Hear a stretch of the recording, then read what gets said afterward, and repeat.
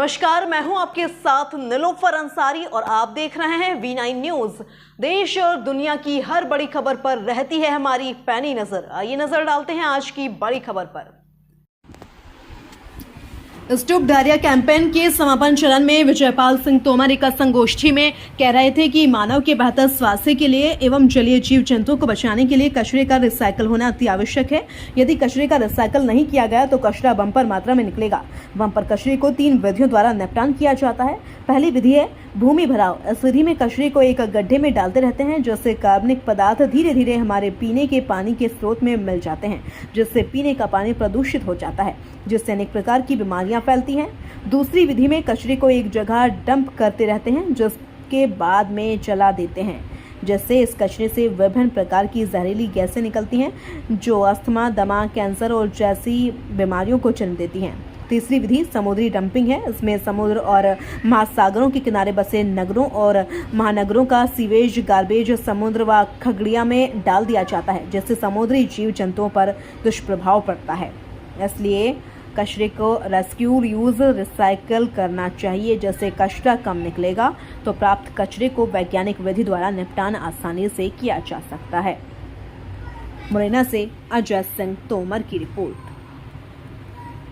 करेंगे यानी कचरे का सुरक्षित निपटान करेंगे। तो कचरे के सुरक्षित निपटान की आवश्यकता क्यों पड़ी? अपने पिछले चैप्टर में पढ़ा था कि कचरे से विभिन्न प्रकार के दुष्परिणाम हो रहे थे, इसलिए आवश्यकता पड़ी। ह्यूमन बॉडी के बेहतर हेल्थ के लिए क्लीन एनवायरनमेंट होना कंपलसरी है, इसलिए की ट्रीटमेंट करने की आवश्यकता पड़ी। तो अपन कचरे का निपटान 3 प्रकार से कर सकते हैं। 3 विधियां हैं मुख्य रूप से। पहली है भूमि भराव या भूमि में संग्रह। इसमें क्या होता है कि कचरे को अपने गांव के अगल बगल में या बस्ती के अगल बगल में एक गड्ढे में डालते रहते हैं। तो जब वो गड्ढा भर जाता है तो उसको मिट्टी से ढक देते हैं। तो इसमें क्या होता है, यह बिजली ठीक नहीं है। बाद में क्या होता है, इसमें सूखा कचरा, गीला कचरा और ये कचरा भरा रहता है। इसमें से कार्बनिक पदार्थ निकलते हैं, वो हमारे धीरे धीरे पानी के स्रोत में मिल जाते हैं, तो पीने का पानी प्रदूषित हो जाता है। यह बिजली ठीक नहीं है। दूसरा है भस्मीकरण। भस्मीकरण में क्या होता है कि अपन कचरे को एक जगह इकट्ठा करते रहते हैं और बाद में फिर इसको जला देते हैं। तो जला देने से क्या होता है, विभिन्न प्रकार की गैसें निकलती हैं जो वायुमंडल में छा जाती हैं, फिर अपन ऑक्सीजन के रूप में लेते हैं। तो फिर क्या है कि हमको विभिन्न प्रकार की बीमारियां होती हैं। तो यह भी विधि ठीक नहीं है। तीसरा है पुनर्चक्रण। यह विधि सबसे सर्वोत्तम है। इसमें क्या होता है, 3R के माध्यम से कचरे को कंट्रोल करते हैं।